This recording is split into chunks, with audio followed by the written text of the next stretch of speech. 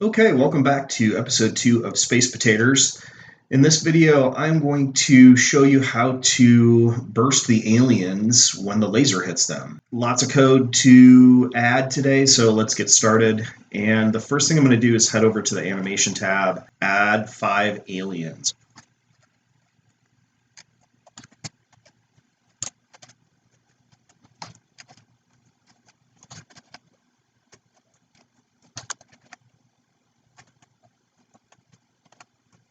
Okay, I'm going to rename these aliens. My first one's Alien 1, and then Alien 2, Alien 3, Alien 4, Alien 5. I guess I have 6. Let's keep it to 5. I'm going to delete this guy. Okay, back to the code. So we're going to create the sprites. I can just grab this. 1, 2, 3, 4, 5. Rename Alien 1, Alien 2, Alien 3, 4, 5. Let's position them. I'm going to put them at 50-50. And then I'm just going to line them up across the top by changing the X coordinate here. And that should do it for that. Let's see. Yep, there they are. Nice. Okay, looks good. Okay, the next thing is I'm going to drop a couple of variables in here. The first one is burst counter. The second one is burst toggle. And I'm going to set that to false. I'm setting the burst counter to 0. These will be explained here in a minute. Let's move on to the draw loop. We're going to put in another function, and this one is going to be update aliens. Also, I made some changes to the burst sprite. I forgot to mention I dialed its scale up to 0.3 to make it a little bigger. I also, after I went through this process of animating the burst, I added 4 frames here and just copied and pasted these squares so they were moving in an outward, sort of an explosion type animation. When I tried this out, the colors were too dark and you could not see it against the black background very well at all. So I ended up recoloring all of these to various shades of white and yellow. Rather than go through that whole process, I'm going to try and import that animation from the other project. Stand by. Okay, and there it is. I had to go into my other project and download each frame individually. I just didn't want to show that because it took a long time, and then to doctor these. This was my old burst, 5 frames. This is the new one. Pretty much identical except different colors. And I'm going to dial the speed up on this to 1 below the fastest cycle. And I'm just going to delete this other one, get rid of this one, and rename this. There we go. All right, back to the code. Like I said, we're going to add a new function called update aliens, and then we're going to come down to the bottom here and... Okay, the first thing we want to do is check to see if the laser is touching the alien. So we're going to use the isTouching function. Check if laser.isTouchingAlien. And we're going to code this for alien 1 first, and then we're going to duplicate it and change it to alien 2, 3, 4, and 5. The next thing we want to do is move the burst to the position of the alien. That would be burst.x equals alien.x, alien1.x, and burst.y equals alien1.y. So our burst is now on top of our alien, and then we need to move the alien out of the way. So we're going to move him to -200, -50. So our alien is now off screen, above and to the left. Let's give that a run and see what it looks like. Okay, looks good. So our alien is disappearing and our burst is appearing. Now, we only want that see, one cycle of that animation, and then we want the burst to disappear as well. And that gets a little bit tricky because if we, move the burst there and then we say we move it out of the way, or we say burst.visible equals false, something like that, we don't see the burst at all because this code executes basically instantaneously. So we need to create a way to delay for a minute while the program executes and then move the burst after, say, 10 or 20 cycles of the draw loop. That would be, the draw loop is, I believe, the refresh rate, or what do they call it? World.frame rate, the frame rate is 30 cycles through the draw loop per second. So we want to do 10 or 20. We want to do, a half a second. We want to see that burst. So we have to figure out a way to basically flip a trigger, like set a trigger. When the laser hits the alien, it's going to trigger a piece of code to turn on for 20 to 30 cycles of the draw loop, and then it needs to turn itself off. And in that block of code, we're going to display the burst, and when it's done, we're going to move it out of the way. So this is where those two variables, burst counter and burst toggle, come into play. The burst toggle is the trigger that when the laser touches the alien, it's going to change burst toggle from false to true. Then we're going to create a block of code that checks that. If burst toggle equals true, we're going to start incrementing this burst counter, and it's going to go up by 1 each time through the draw loop. And then when the burst counter gets to 20 or 30 or however long we want to display the burst, we're going to set burst toggle to false to turn off that block of code, and we're going to move the burst. So let's do that.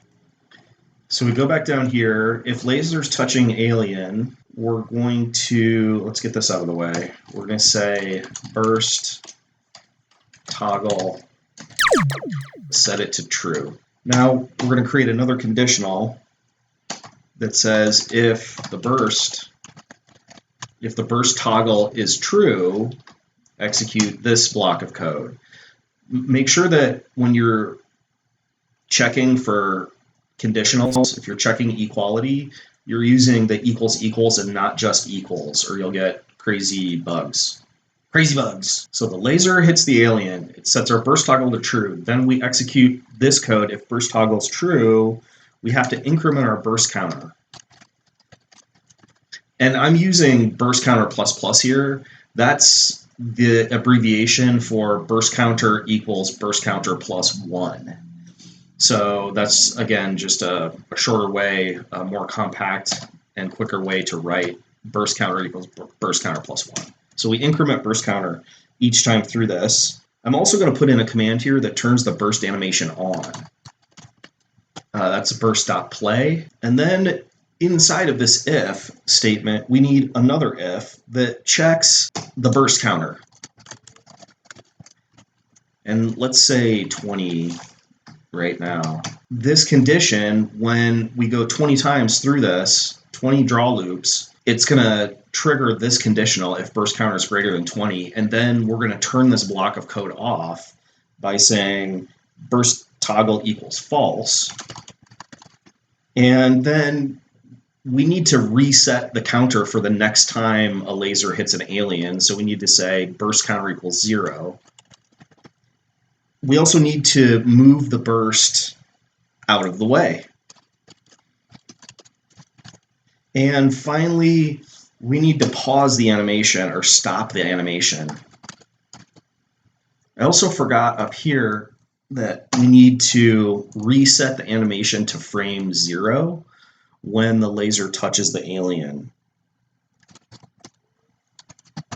So the reason that we set the frame to 0, we start the animation, and we stop the animation is because the animation cycles, and if we don't start it and then when we want it to start and then stop it when we move it and then reset it for the next one, it's going to start the animation on the wrong frame.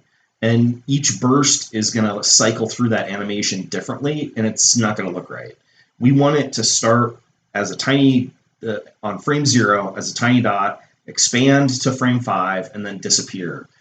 So that's just a matter of dealing with the timing. So I think we're ready for a test here. Let's see what happens.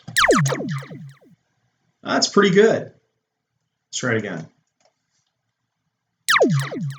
So I like that. It's a little too long. It's too many. This burst toggle is true for too long. 20 cycles through the draw loop, because when we look at it, it's that animation is playing twice. So I'm going to dial this down to 10. Perfect. All right, now it's a matter of repeating this code with the other aliens so they behave the same way. And I'll pause here for a minute and to say that my goal with this series of tutorials is to not use sprite groups. Sprite groups are super useful, and it makes your code more efficient, and you have to write less code, fewer lines, but it's another level of complexity that I don't feel that I want to go into with this project. Maybe I'll redo the project afterward and modify it to use sprite groups, because sprite groups really are something that you're going to want to know eventually. We're going to end up repeating this blocks of code over and over and over again for each alien. And if you use sprite groups, you don't have to do that. But at any rate, that's not the scope of this series of tutorials. So anyway, let's get back to coding. So we need this block of code again for alien 2, 3, 4, and 5. So I'm just going to copy and paste this 4 times, and we're going to change this to alien 2. We're going to change this to alien 3, alien 4, alien 5. Okay, so let's give that a run and see what we've got. Ooh. Okay, we got some weird stuff going on here. If I go a little slower, you see the problem. I shot the green guy, but both green and red guy disappear, and burst goes to red guy. That's strange. See, it worked there, and it worked there. What's happening here? There it is again. This is a bug that is a result of our colliders being too fat. They're too big. So what's happening is the adjacent alien is being hit by the laser. In fact, could I shoot right in between them? Yeah, I shoot in between them and hit both of them. You can see it if we use the debug command. So let's put that in here for a second and take a look at what's happening. Alien 2.debug. I think that's the command. Yeah. Alien 3.debug equals true. Shut this off. And I also want to debug my laser.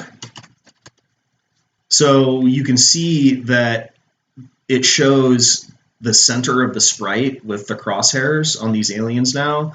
And also, it's hard to see, but there's the collider box. So it shows, when we do sprite.isTouching, that's the boundary of the sprite. And we should you can see, let's slow down the laser. That's a huge collider box for my laser. So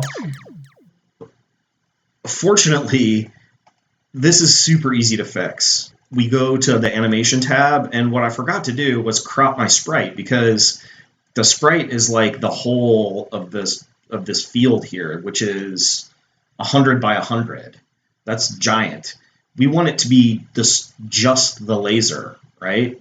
So all we have to do is hit crop the sprite. And let's go back to the code now, and you can see that the collider is now just the laser. So I'm not getting any of that strange behavior anymore. Nice! Let's dial the laser speed back up to 40. And I'm just going to comment these lines out because I might want to debug these later. Let's just leave them there, but turn them off. And we've got it. Looks great.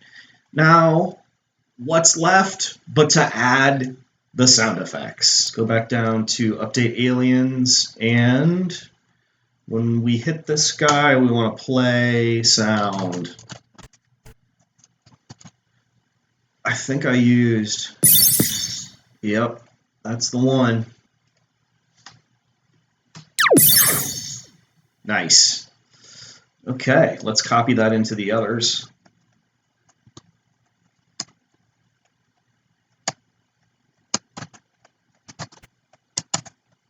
And give it a run.